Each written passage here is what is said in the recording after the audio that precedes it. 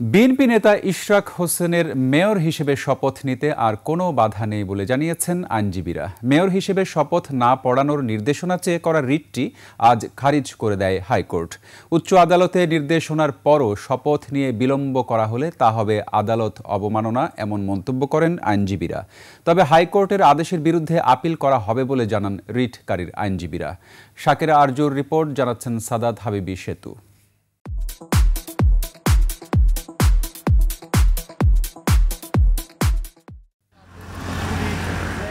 টানা 2 দিনের শুনানির পর বৃহস্পতিবার রিটের আদেশের দিন ধার্য করে হাইকোর্ট। বৃষ্টিবাধা উপেক্ষা করে উচ্চ আদালতের নামে বিএনপির আইনজীবীদের ঢল। একসময় বহুল আলোচিত এই রিটের বিষয়ে উচ্চ আদালত জানায় তার সিদ্ধান্ত। আদালত আরো বড় অবজারভেশন দিয়েই মামলাটা খারিজ করে দিয়েছে। ফলে ইশরাকের শপথ নেওয়ার আর কোনো বাধা রইল না। তো আগামী 26 তারিখের মধ্যে শপথ নিতে হবে।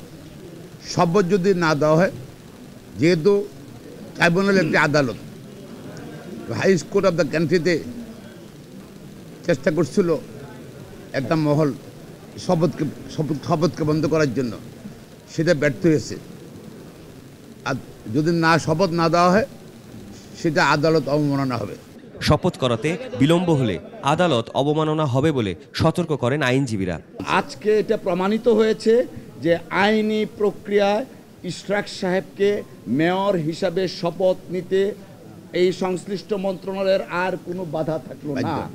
যদি তারা আজকের পরে শপথ নিতে বাধা প্রদান করে, আদালত অবমাননার শামিল হবে।